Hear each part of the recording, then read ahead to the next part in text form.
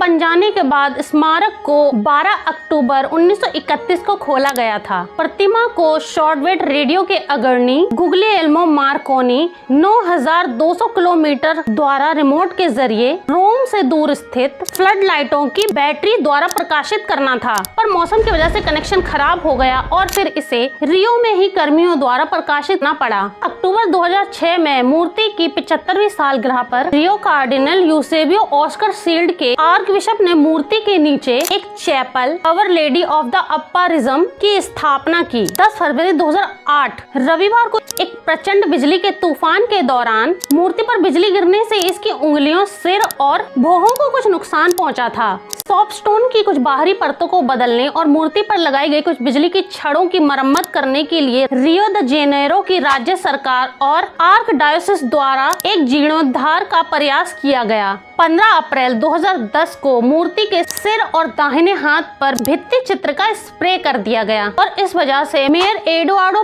Pace ने इस कार्य को राष्ट्र के विरुद्ध एक अपराध करार दिया और इन असभ्य लोगों को जेल भेजने की कसम खाई और यहाँ तक कि इनकी गिरफ्तारी का कारण बनने वाली किसी भी सूचना को देने वाले के लिए 10,000 रोमन डॉलर के इनाम की भी घोषणा करवाई। और आखिर में मिलिट्री पुलिस ने इस बर्बरतापूर्ण कार्य को करने के लिए संदिग्ध के रूप में हाउस पेंटर पाउलो सूजा डोज सेंटोस की पहचान की। साल 2009 में IPHAN के नेशनल हेरिटेज इंस्टीट्यूट द्वारा संरक्षित स्मारक घोषित किए गए क्राइस्ट द रिडीमर स्मारक का जीर्णोद्धार कार्य 1980 में पॉप जॉन पॉल द्वितीय के आगमन से पहले पूरा किया गया। इसके आगे का जीर्णोद्धार कार्य 1990 में रियो द जेनेरो के आर्कडायोसीज के मीडिया कंपनी रेडे ग्लोबो, तेल कंपनी शेल्डो ब्राजील, पर्यावरण नियामक IBAMA, national heritage secretariat SPHAN और रियो द जेनेरो की सरकार के बीच एक समझौते द्वारा पूरे किए गए।